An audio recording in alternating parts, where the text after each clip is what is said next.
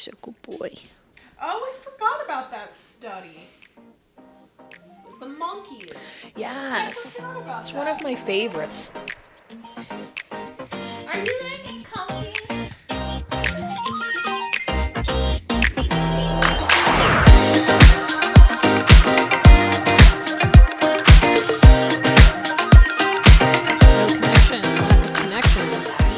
Equal bad behavior. Oh, yeah.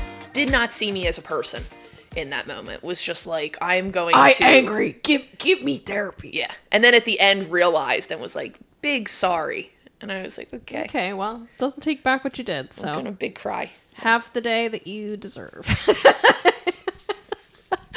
This is Friends Living Well. Be nice to each other. That's the moral of that story. Yeah, be nice to each other. This is a podcast. We're two therapists that happen to be best friends, who talk about therapy stuff and jujitsu and like fun stuff and also not fun stuff. And everything that just bobbles around in our minds, Yeah. you get to know about. Yeah. So, welcome. And I can't diagnose you. I won't diagnose you. And this isn't therapy. So if you need any of those things, you can respectfully slide into our DMs and we can connect you to individuals that can help you. Otherwise, enjoy this casual conversation. Yeah. Where we going to be talking about a lot of stuff. We're going to be talking about, this is episode 2 of our love and That is so loud. Of our love and relationship. Hey, do any of our listeners, do y'all work on fridges? That was my fridge. We could use a community aid in this one. A community. Yeah, so this is episode 2 of our love and relationship series. To which there are so many segments and notes. That's what I have here. We got segments and notes. We do have a Q&A. So I'm curious, do we want to start with the Q&A and then we could talk like about, what do you think? Yeah, why not? And maybe we'll talk about that research study, like if we get there. Yeah, I mean, the biggest thing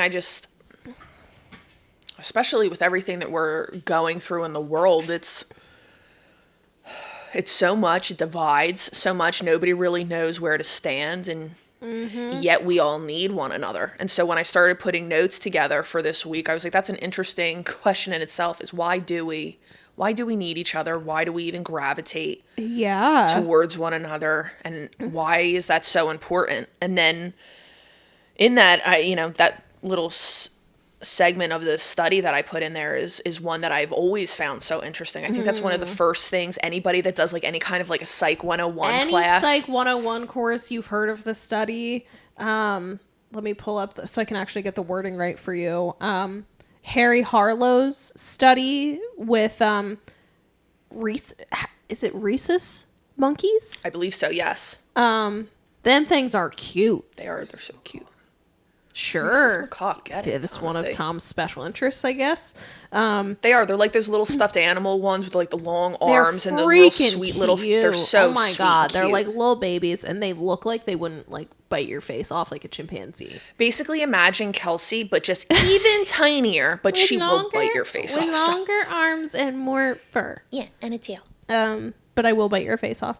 And so he did the study that Nikita's talking about, which is like the Psych 101. Yeah. Like there's all these, like we should talk about the little Albert one too, because that's a big one, talking about like operant and conditioning.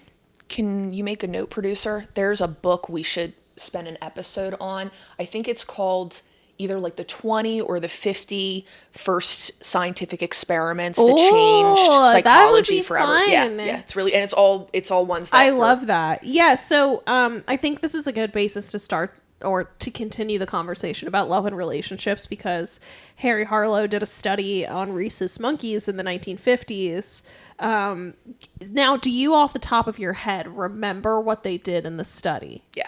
Okay, why don't you give us the spiel? They were trying to test how important or what would take priority: survival mechanisms like eating and drinking, or comfort or seeking a relationship, essentially. So the relationship of the mother, that's what they wanted to test out. And I remember that the scientists presumed that survival mechanisms would take over, that any mammal would automatically seek out and prioritize finding food and water and those necessities first and foremost. So I think what they did, if I remember correctly, this is totally off the dome.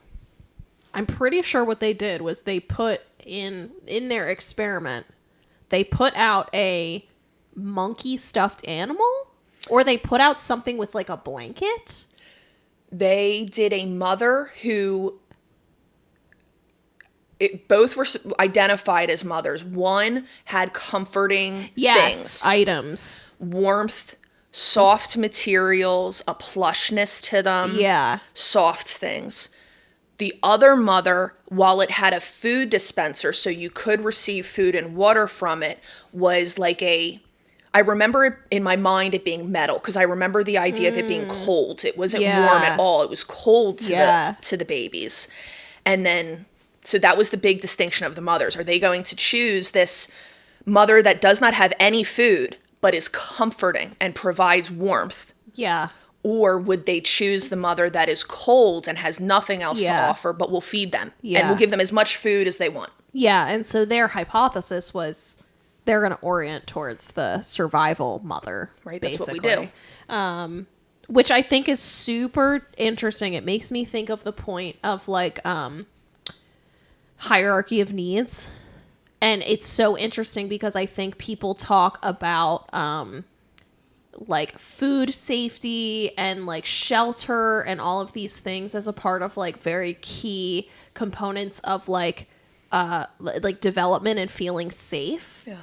But people often forget about like psychological safety, and like that makes me think about like, even though we know we need to eat, we need to be able to sleep, we need to be able to rest, like you cannot miss this key component of like connection, relationship.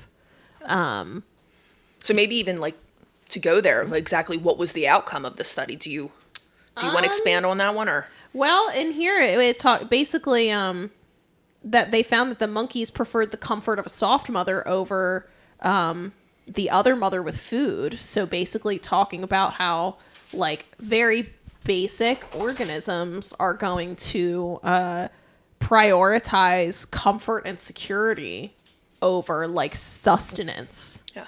Which arguably will keep them alive for longer. From like a survival standpoint. Oh yeah. Even as you're saying it, it was just triggering like a whole bunch of stuff that they did afterwards, that just when they studied the monkeys' immune systems and who had stronger ones based on the ones that got more exposure to the comfort mother that didn't. Yeah. And it was pretty astounding to the scientists, especially at that time, like you said, 1950s. They thought that they had this figured out. Yeah, it's a bunch of old white guys that are like, monkeys only want to eat. Yeah, we're survival of the fittest. That's what we do. And they were surprised to find that, monkeys would rather be starving. Yeah, they would rather starve in the comfort of their mother's arms than... But which I feel like has been shown time and time again, because like how many like animals have been found like with their mothers that are no longer alive, right? They're clinging to the warmth. Even dogs will do that. They'll stay with their owners for however long it takes, even despite how long, how hungry they are. So that's just this interesting thing that, yes, we all know the depths that survival will make us do when we're afraid, when we're truly starving. Like there's few things that feel as powerful and as primal as that. And yet we have these examples around us that show that there is something about connecting and being with one another that supersedes that. So it's so funny. I actually I got coffee with Andy the other day, and he had the funniest moment. Oh my god, Andy cracks me up. He had this moment where he wants to understand more about like behavior. So my friend Andy, he just had a baby, so he's entered fatherhood for the first time, and welcome. And he was gonna ask me like, he's like, so I had this thought the other day, and he was like, so like how much do you know about development? And I was like, I know some stuff. Like I don't study like human development necessarily. And he was like, well, I like, I had this thought, like I watched Scarface with the baby. And I was like, did I just traumatize my son? He's ruined. And I was like, and I honestly, I really didn't have to think about an answer. Like what naturally came out of my mouth was, no, because babies remember safety. Like, he's not going to remember imagery of Scarface. That didn't make him afraid. He's going to remember whether or not you made him feel safe throughout his infancy. So again, it kind of proves the point. It's along the lines of we need comfort. We do need comfort for survival. It probably does lead to like better livelihood, like longevity and health and things. Like I bet you there's things out there that talk about. I mean, it talks about.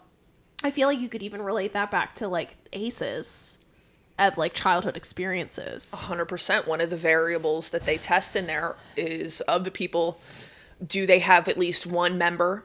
It's not a member of the family. That's incorrect. Do they have just one person in their life that they feel like cared about them, advocated for them? Because that in itself can, like, I think it was more than 50% reduce the side effects of a lot of. Yeah, so ACEs is adverse childhood experiences, and if you're an educator or you've worked in the world of psychology or social work, like, you've probably learned about this or have heard about it, but there's a ton of research that goes into adverse childhood experiences and then how that impacts emotional development, how it actually impacts your likelihood for developing certain diseases and certain like ailments. So many things. Irritable bowel syndrome, asthma, skin irritation. I think you're like 200% more likely to like develop depression or anxiety if you experience like an adverse childhood experience or something. I would have to get out my book. But anyway, it all comes back to this like fundamental idea that like when we think of survival, we're not just thinking about food and shelter. We're thinking about connection and relationships and comfort and safety. Which I think is something that we see a lot. As soon as you said that, I was thinking of how many clients I meet that'll kind of say, you know, oh, I worked this thing out, or maybe the thing that they came into therapy first for, they figured that out and it's more stable. Mm-hmm. And then they're asking the questions of like, what is happiness and what's a reasonable expectation of somebody that looks happy? How often should I look happy versus sad? And what's fulfillment? My needs have been met. One of my basic needs have been met. I'm no longer in a state of crisis. I got the job. I have a roof over my head. I don't feel panicked for paying my bills this month or next month. I feel more stable. And so now I'm sitting here saying, am I happy? What is happiness? What are we doing floating around on this knows. rock? I don't know. And I will never know. I've tried asking ChatGPT. Not sure either. Shout out ChatGPT. That bitch does the Lord's work. That bingo thing blew my mind. We were like in 5 minutes. We were like, have an idea. I was just like, created. I'm panicking about this thing. Oh, ChatGPT, fix it. Oh, you want me to make you a Google slide for that? I'll just do it. I'll send you a link for it. What? Yeah. You did good with that. You got to know how to use her, though. That's the problem. I think like a lot of people don't know how to use it. They just be like, what is happy? What's a fact? Yeah. Yeah, no, that's not what that's for. Yeah. But anyway, so to go back to, so there was Harry Harlow's study, which prominent feature of that comfort, safety is what organisms at a very basic level are going to go for. And since a lot of us, a lot of our needs have been met, we find ourselves developing very interesting connections. Exactly. With other people, which brings us to this couch.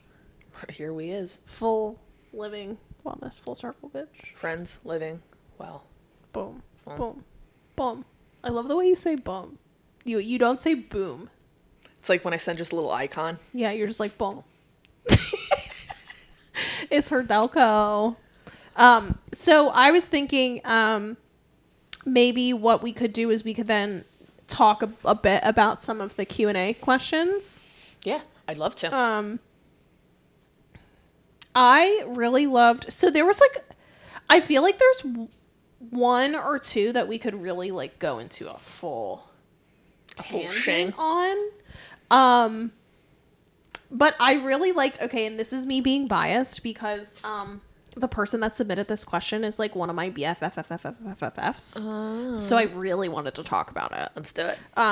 So the question that they submitted was, how do you determine if someone has truly worked on themselves? And I know that they are asking this in the context of a romantic relationship. So, like, if you're out and you're dating somebody and you're just getting to know them, how do you know if they've done work on problem areas that they may have had? Like say if this person has been transparent of like, these have been some life experiences that I've had. I've done work on it. You know, I've gone to therapy. Well, my first thing would be it's different to identify. Like if somebody's just like, this is my story versus this is my story and this is how it's impacted me. So that would be my, like, do they know this is my experience, but the impact of that and how that shows in my behavior or how I hold relationships or my self-esteem is X, Y, and Z. Yes. That would obviously be a really big indicator if they can even identify those things, right? Yeah, but it's so funny that you say that because they've asked me that question. And I think that it's somewhat, like, some of it's a bit rhetorical in a way, because I think that they will know, like, of their own experiences with that person. Like, that I trust their instincts that they might be able to figure that out. But my initial reaction was like behavior. Are their actions aligning with work that they say that they're doing? Yeah. Like, are they doing the thing? Exactly, yeah. You know, you can say, I've gone to therapy, and you can use buzzwords. And honestly, a lot of, I want to say, sorry, men have gotten real good. Sorry, not so sorry. At weaponizing therapeutic language to give the appearance that they are healed or they have done work on themselves. Even as you say that, though, I'm already like, I know in my couples, that's all gender. That's an all gender thing. It is an all gender thing, but that's an all gender, non-gender. That is a human thing. I just like to talk about it in a gendered way because there's a lot of talk, I would say, in general about like violence against women. And I think that those are like very related topics. That's why I say it in that way. So you're going to that specific idea. Okay. So it is, yes, you're right. It is a people thing, but I think there's a lot of dangerous people, a lot of them men, weaponizing therapeutic language.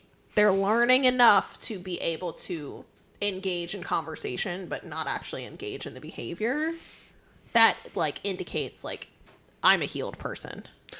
I mean, the best thing I can say about that is if somebody's using language and it doesn't feel like it's being done authentically, then I would say trust your instincts. Especially one of the things that anybody that's been in a kind of abusive history, usually in my experience, the thing they struggle most with is listening to their inner voice and believing their inner content without doubting it or feeling guilty or bad and upholding the other person's stuff. It's that classic, I don't want to be rude. So I'd rather be polite and say nothing than say something and be perceived as rude. And so I would say if you feel it and you think it matters, it means something, your instincts are on. Yeah. And pay attention. Yeah. And I think my other thought in regards to that question was like the use of truly is striking to me. So the question was, how do you determine if somebody has truly worked on themselves? I think that that's really interesting language. And I think it's like, to me, like, you're never going to know until you know. Like, you could sit here and you could, like, hypothesize and you could say, I think. But, like, until you're in an experience with them and you're cohabitating with them, like, that's when you'll know. I was, as you were saying, because I think you're right, like, for the individual level, that's the only way. But then it was making me challenge myself of, like, are there any kind of generalizations that I could put out there? Of, like, how could you maybe for anybody be able to tell that they've done some kind of work in that way? The first thing I think of is emotional regulation. Like, any kind of a situation where you could, if that's you're out to eat and the server has given them the wrong, is the whole night ruined and they're freaking out? How do you respond to stress was a big big reaction that I had to that question also. Yeah. Yeah. So that's because that is like when times get tough. Like Tom and I had a moment like that on Sunday. And we were both very stressed about a circumstance that happened. And I realized, like, I was getting stressed, and we haven't talked about this, but I was getting stressed, and I realized that I was projecting my stress, like, into the conversation. I realized, like, that the tone of voice that I was, like, using was not, like, helpful. And so I feel like I kind of, like, internally kind of, like, try to check myself and be like, okay, like, everything's gonna be okay. Like, we're gonna figure it out together. Like, this is what we are going to do. You checked your stress levels. Yeah, so I feel like that's a really big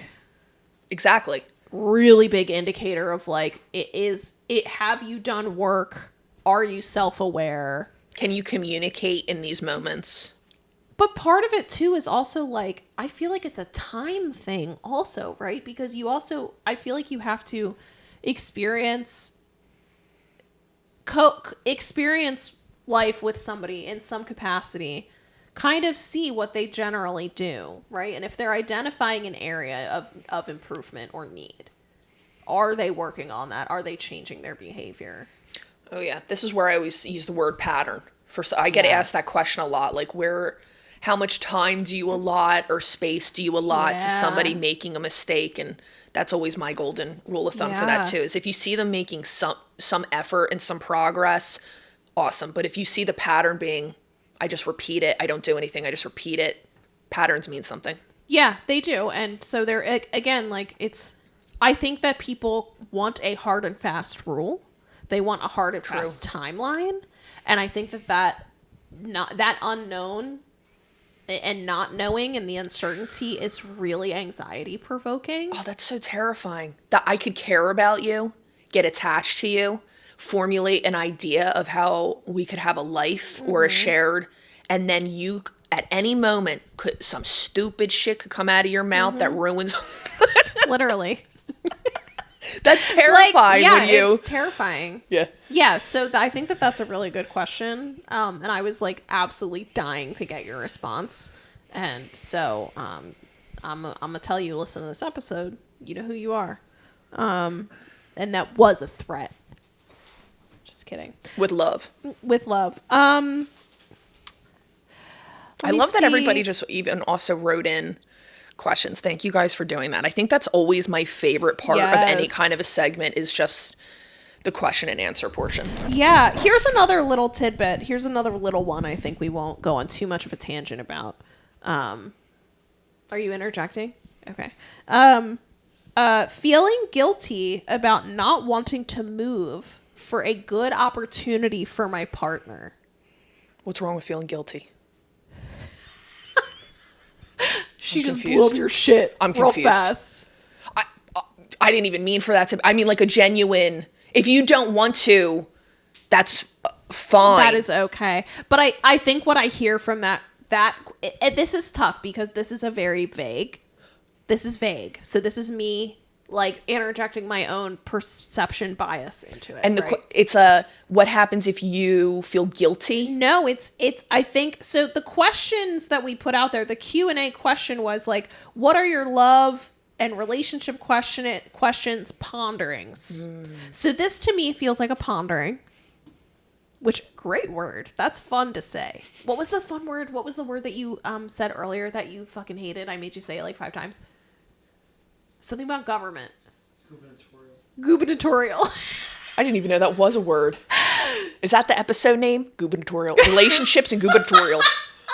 Gubernatorial means something about being a governor or some shit. Yeah, that relates. That relates. Anyway, this feels like a pondering, and it feels like this person is thinking out loud about their feelings of guilt about not wanting to move for a good opportunity for their partner. Yeah, that would be hard. It's a tough one. Especially if it's, because I almost get the assumption that that's a long-term relationship, right? Kind of like, yes. oh, if, And in long-term relationships, I often find that there's an ebb and a flow to things. Like right now, like Yuri is allowing me to really focus and dedicate all of my time in a very unfair way to building up the business and to really being able to create something I've always wanted to create. That's where we're at right now. At different points in times, it's been more focused on him and where he's at with things. And I see a lot of couples have that, which can take years. So I think when you're looking at like a relationship and you're just starting out, sometimes you can't imagine. You're like, oh, it's only been about them. And it's like, well, for right now, but that might switch. So I wonder if this situation is part of that. It's a long term. I know it's a long term because I know Okay. this person personally. It also brings, I think that that's such a good point about kind of like the ebb and flow, because I have another really good friend who has moved for their partner. Yeah. They've uprooted their whole life for their partner. They're actually going to uproot and move again for their partner. So that way their partner can pursue the career opportunity that they're given, which is honestly such a like a blessing and a privilege. Yeah. And that's how my friend has talked about it, which I just love about her. And she basically has framed it in that way to me and her other friends of like, right now, it's for like, we're focusing on what is good for my partner, but it's not always going to be like that. And our plan is when we are back to here at this time, this is like how we shift the focus back to me. So it sounds like your immediate response was normalize feeling guilt. Absolutely, especially if it really isn't a place that you want. Like I'm automatically thinking of how many times I've heard for like a residency or something. They're like, "Yep, my partner has to move here, and the last place I want to move is middle of nowhere, Ohio, and that's where I have to go to for the next 6 months." Muncie, Indiana. Exactly. It's like I can't blame you. I wouldn't want to do that either. Exactly, and I think too, it's like it also brings up a thought for me of like, why are you feeling guilty like that your partner is like willing to do something for you? You're feeling guilty that your partner is like loves you and cares enough about you to like be in that ebb and flow. Oh yeah. That's like you said, it's a gift to be able to have that. Yeah. How many people wish that they had somebody that gave a shat enough about them to like come pick them up at the airport, right? Yeah. Let alone somebody that's like, I've dedicated, I will move with you. Yeah, literally. Tom just said that shit to me today. He was just like, I'll drive you to fucking Boston if I have to. Yeah. Baltimore, whatever. Like, it doesn't matter. Yeah. Yeah, so, That was one of the things that always shocked me in community behavioral health was if anybody ever said that they had somebody for emergency contact, because 9 out of 10 times you would ask a form of emergency contact, none. community, baby. Yeah. That's why you need That's it. what I used to say. I'd say, well, that's going to change here. Oh my God. That's powerful as shit. Yeah. Community. Damn, bro. You're so good at your job. Thanks, baby. Fucking love you Come so on. much. There's actually 2 submissions that were on theme, and at one of these I think it might have come from another therapist, and I think I know who it is. One of them was navigating desire discrepancy in relationships. I hear about this all the time. Second one ties totally in. Insight. A healthy, balanced sex life matters more than some believe. Absolutely, it does. So those 2, I think, very much go together. Oh, yeah. Talk So about dichotomy of things. yeah, can you, for the listeners, like, I personally have never heard the term desire discrepancy until I met you. So if you could define that for the listeners, I think that would be really helpful. It's usually where a question that comes up often when I'm first working with couples is about sexual fulfillment and what that even looks like for each person. And sometimes what will happen is I will have one member of a partnership who says that their sexual fulfillment level, say they're saying, like, I would ideally like to have sex 3 to 5 times a week. That's my sexual fulfillment level. And then you might have another partner that says, I would like to have sex 3 to 5 times per month. And they maybe have never identified and said that together. So it's an important thing because you have one partner who's walking around with a goal and expectation of, we're doing this 3 to 5 times a week. So if you're not hitting that mark, they're not fulfilled. They have a lot of resentment.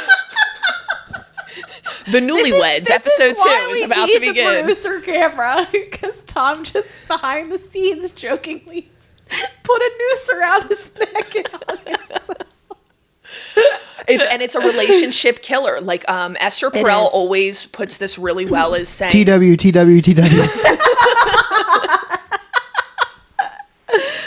Oh, you love Esther Perel. I love, especially when it comes to normalizing sex, long-term relationships. Like she always says that we are in an experiment of what long-term relationships are. Society existing how it does, marriages being able to exist how they do right now is a very short-term experiment that we are currently going through. Interesting. Nobody has any answers about what this is Yeah. indefinitely supposed to be or look like. Yeah. And so I've never heard anybody else talk about sex and relationships like that that way. before. Yeah. Usually people are very like, and this is the best way, and this is what people should look like and do. Yeah. I find a lot of my friends, I feel like when I've had a lot of conversations with friends that are like in the dating pool who are kind of like have this idea of like what they think that they want in a relationship. And like it always begs the question in my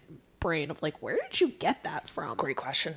Right? Because I have to say, like, for me, my fucking like conditioning as a woman that was raised on Disney movies is like knight in shining armor, kiss me without my consent, fix all my problems. Just make it happen. Right? Like that's like such nonsense. There's some nice things to it, but there's some very but there's unrealistic. very fairy tale. Like it's very fairy tale, right? Very and unrealistic. I think that a lot of people, myself included, like look to like societal images and movies and film and art and all Sex is nothing like the movies. No. It's nothing like the movies. It's nothing like the movies. No. And if it tries to be like the movies, it bad. It not good. It's like the bad versions. It's like the bad, yeah.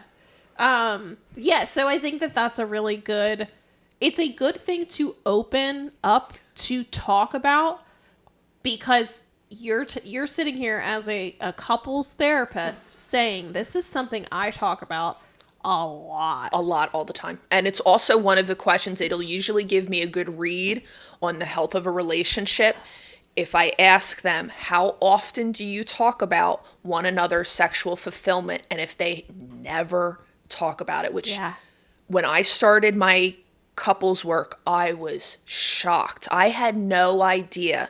I don't come from a background where anybody in my family has a successful marriage. So I had to do a lot of research to find out. And I was shocked to learn that people don't have actual examples of what this is supposed to look like. But I thought that was like a very me thing. I just figured, that's my experience. Everybody else maybe has a little bit more.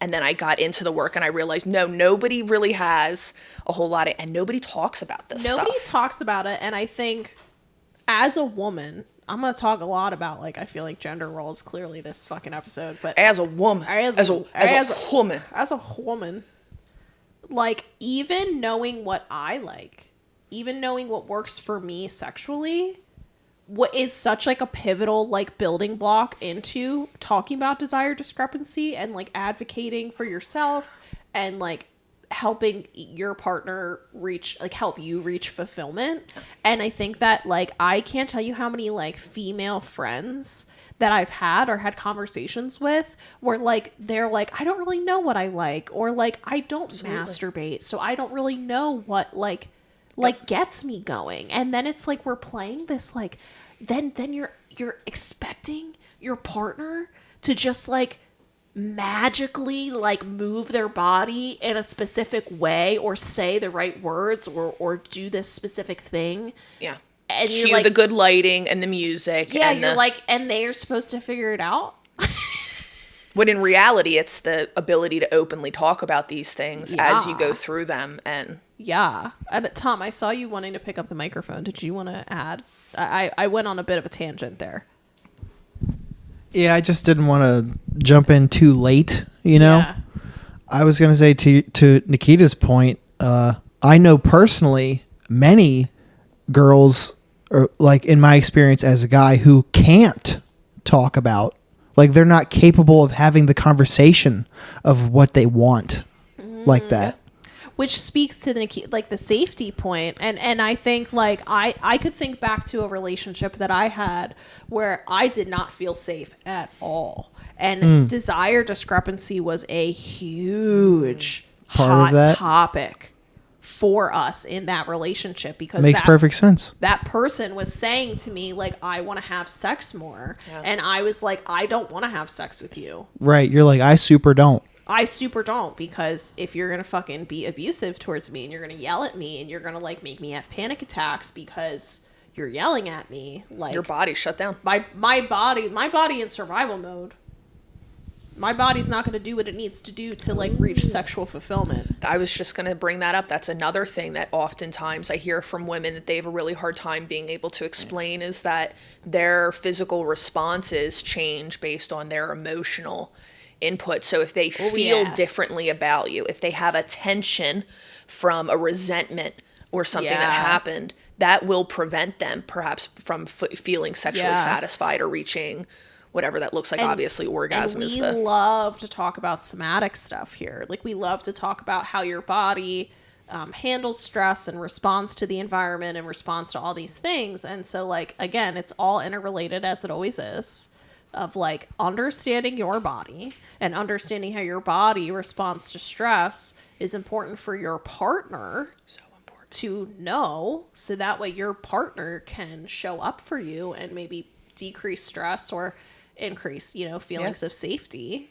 Then maybe things can happen. I wonder if you've experienced this, because I know I have friends and certainly people that I work with of experiencing things like reoccurring yeast infections because they're in a relationship that they don't want to be in, and then they keep having sex with that person, and they will consciously say, I don't really want to, and then their body will show things like you've never had any other issues, and they're like, nope, just this one time in my life, every month I keep getting a yeast infection. I've seen a lot of people talk online about that. I remember this girl, she was talking about like, I keep getting like recurrent BV, and it's like antibiotic resistant BV, which I'm sure exists independent of what we're talking about. Yeah. But so many people in the comments were like, girl, leave him. Like when I left my partner, my problem stopped. You know what I mean? So yeah, again, your body's going to kind of tell you, but also like, I think it's important to normalize, like, especially for women, like the ebb and flow of desire and sexual fulfillment, because especially hormonally. I see bacterial vaginosis or vaginismus. I always mess up the ending. Yeah. I don't know. Fucking Google it. Talk to a doctor. We're not doctors. We're just girls. It's bacteria that gets up in there. And it's not good. Messes up your yeast flora. And we're just girls, and we don't like it. We're just delicate. No. I girl, she girl. You are just a girl. She is just a girl. Yeah. Correct? He girl. Y'all got some dynamics going on with your nitpicking, by the way. Yeah. I don't know what it is, but very critical. That's him saying okay. Observant of one another. Yeah, I've been nitpicking him all day. Yeah. Because he came in here and did a bunch of stuff that really annoyed me.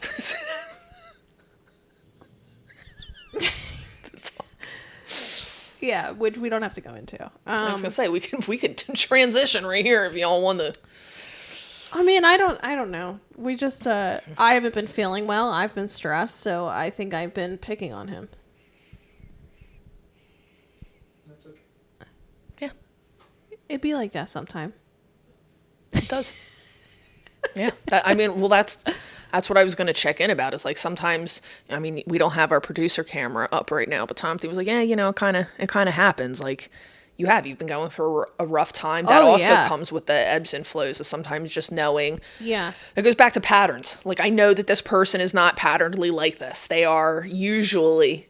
Yeah. But right now they're going through a hard time. I can give them the benefit of the doubt of that. Yeah. And give them their space. I think part of it is me not feeling well. So I think things like amplify, like things that are minor stressors feel amplified for me.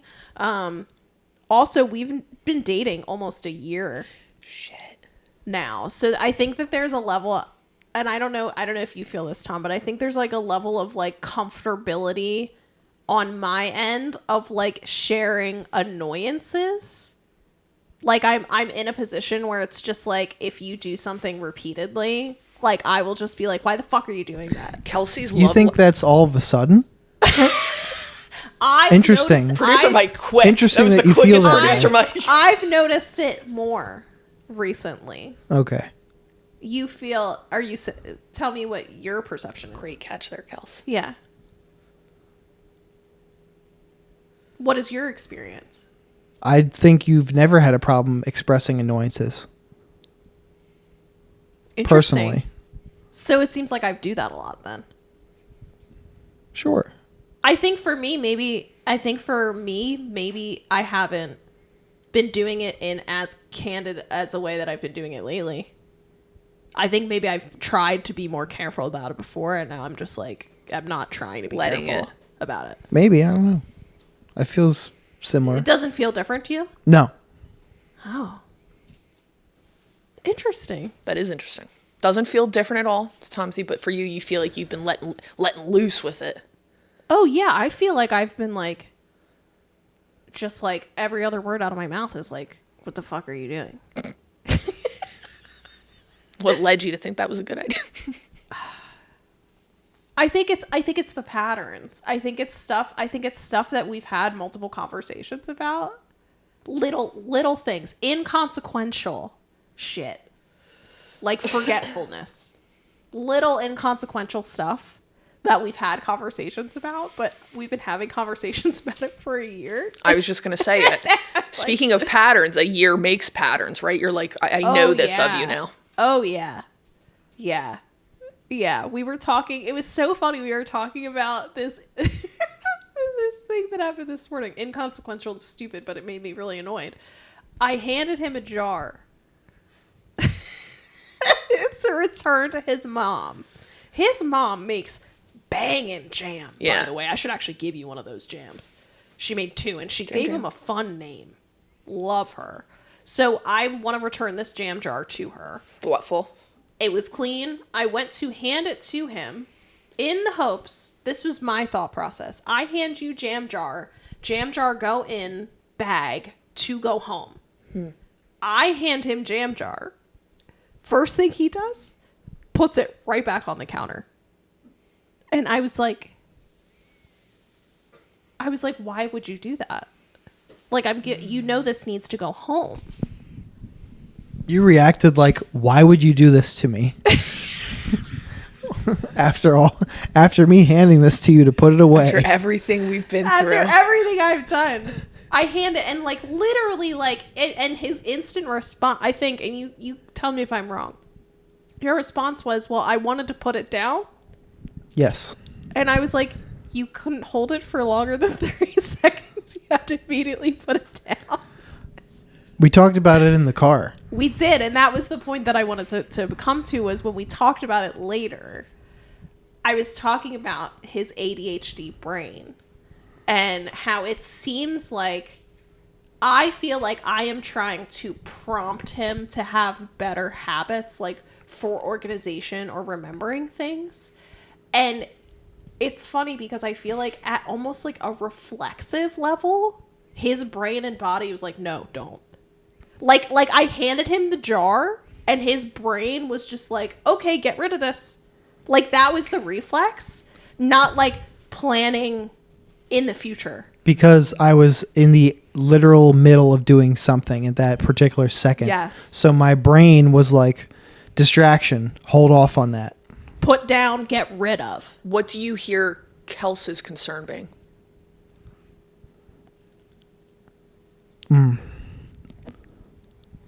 I think her concern is that I'll forget that it's somewhere that I'll forget that it's not somewhere where I can take it home. Rather than what I was thinking is like, I'll get back to that. You know? Attaboy. Yeah. Yeah, so I'm trying to prompt him to do something that's a little bit more long term. Like, I want to help you, like, retrain your brain to be like, if I do this one small action, then in the future, I'm not going to get super frustrated with like not remembering Where is that fucking jar that I left? that I knew I needed. Why don't I have the headphones for the podcast? Why don't I, you know what I mean? So Why are you concerned with him doing better at this? because he gets frustrated. It provide- Why it- are you concerned? Not why for Tom. Like, what about for you does it bother? Because I see him. Notice this. Let me finish my thought. That's the whole point of why I'm doing it. I experiences where he emotes that he's frustrated. And he gives himself a lot of shit for not remembering. I could ask you the same question again. Why does that bother you? I don't like him being mean to himself. Yeah. Say more about that.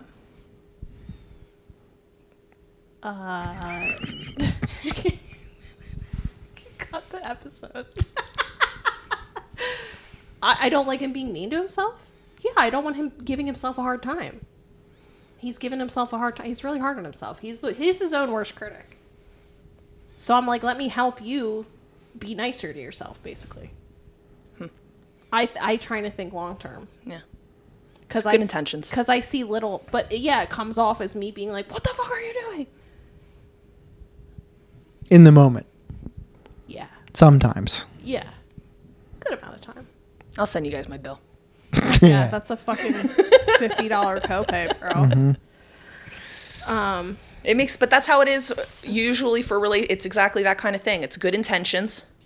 Yeah, I love the shit out of you. I know you. yeah, I don't want to see you hurt. I think I know how to prevent you from hurting. yeah, And then I insert what I think is correct. Yeah. And sometimes what's frustrating is sometimes you're right. Sometimes the thing you think will actually, but it's hard because we're all individual people, right? Like I can't just tell you what to do because I know. yeah, I have to work with you and go, Yeah. this is what I think.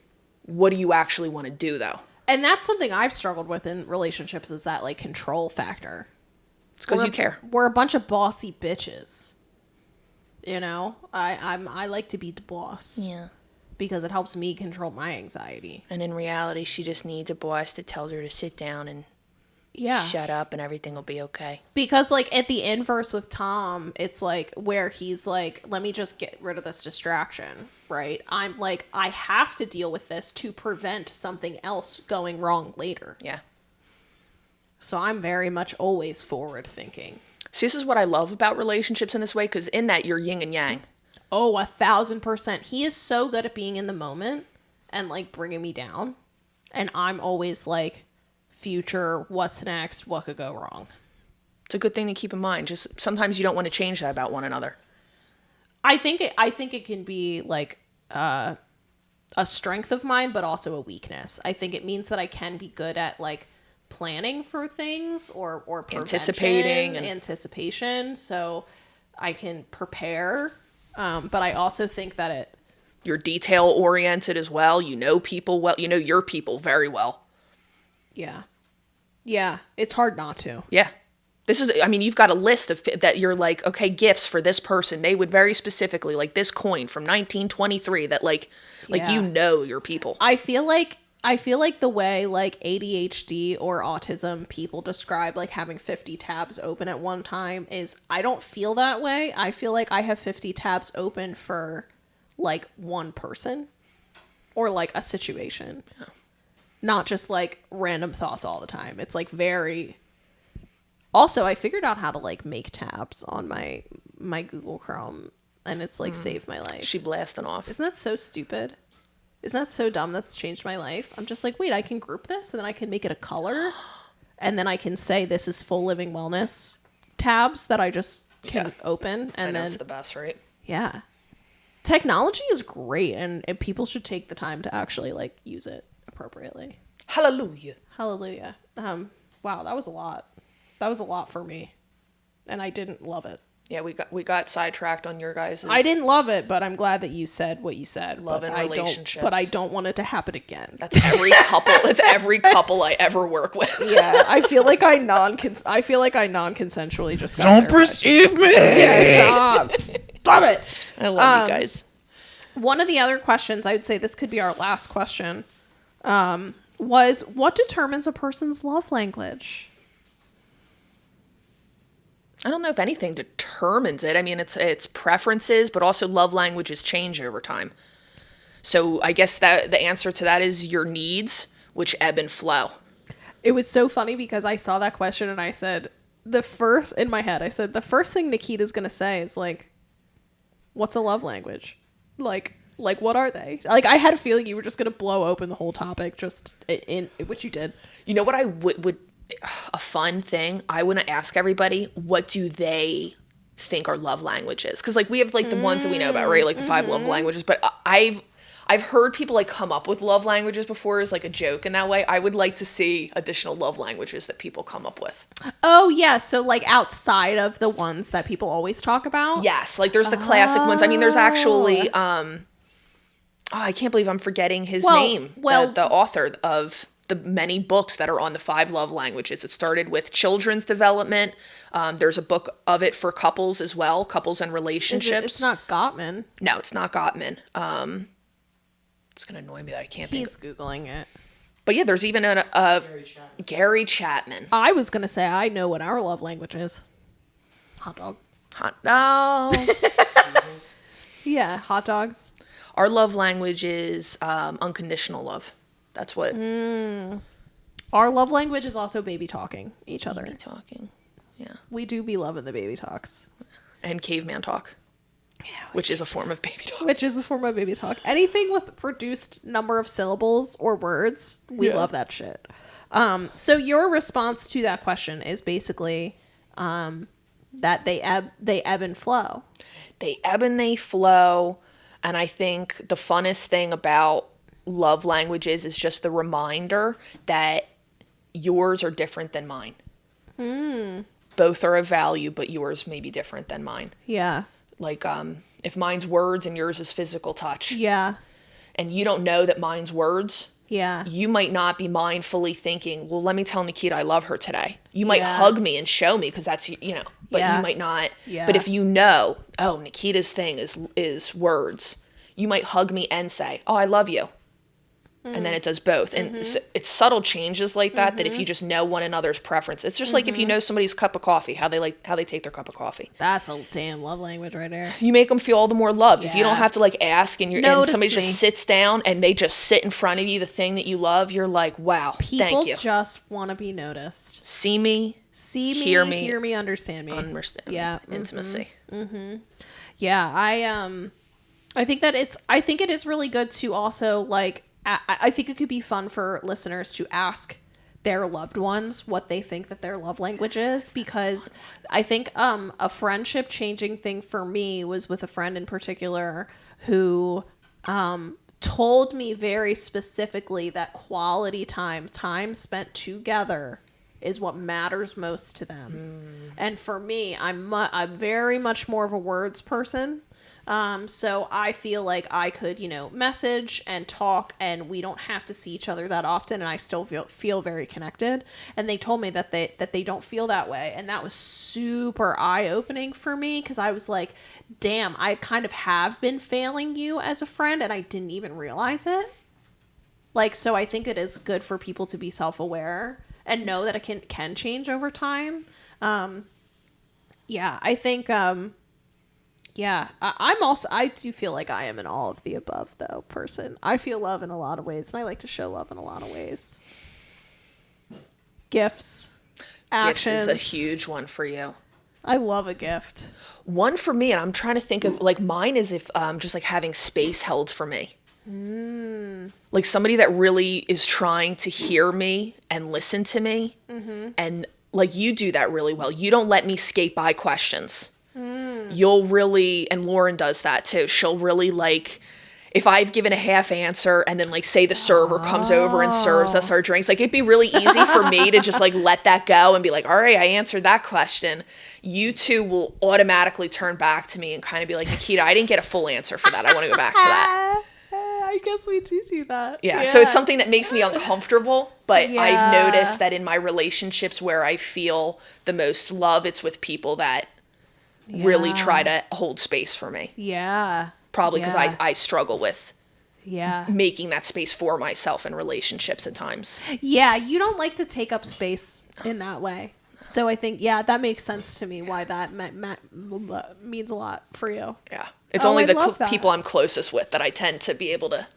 I really love that. Yeah, and I think one of the things too, I realized that like Tom is very much a, like a, oh my God, what is the word?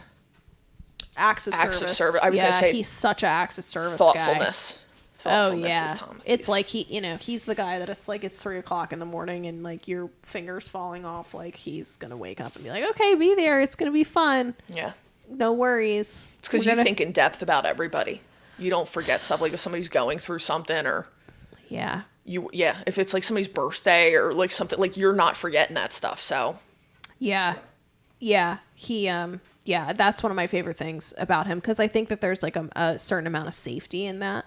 Like that reliability is like so important for me. you can't, it shows that he cares. You might not remember this exact day, but you're going to be like, your birthday is this week, right? Yeah, and you know important. And 6 months ago, I picked out this gift for you because you made that one comment of that. He is actually really good about it. That's why I got a crossbow for my birthday. And that's how I got a crossbow. I made a comment like 6 months ago. I was like, man, I love fucking come to find out. I'm so, you think I'm strong? I can't even pull the thing all the way back to shoot the fucking thing. So now I need a babysitter for the crossbow, which I know you're happy about. Yes, I was very She concerned. was concerned. I don't know why.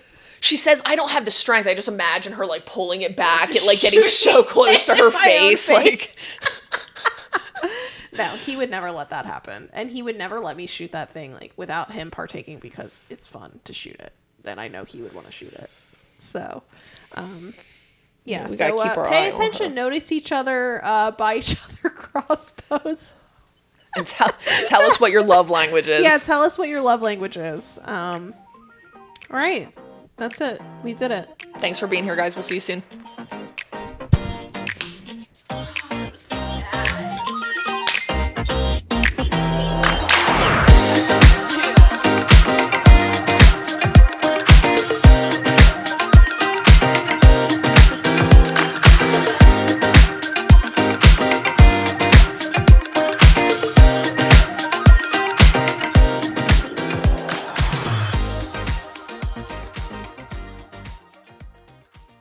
Why spend big when little money makes same big money spending?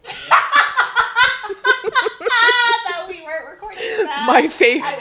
My favorite part was Timothy going like this with his eyebrows, like keep going, see where it goes. Yeah.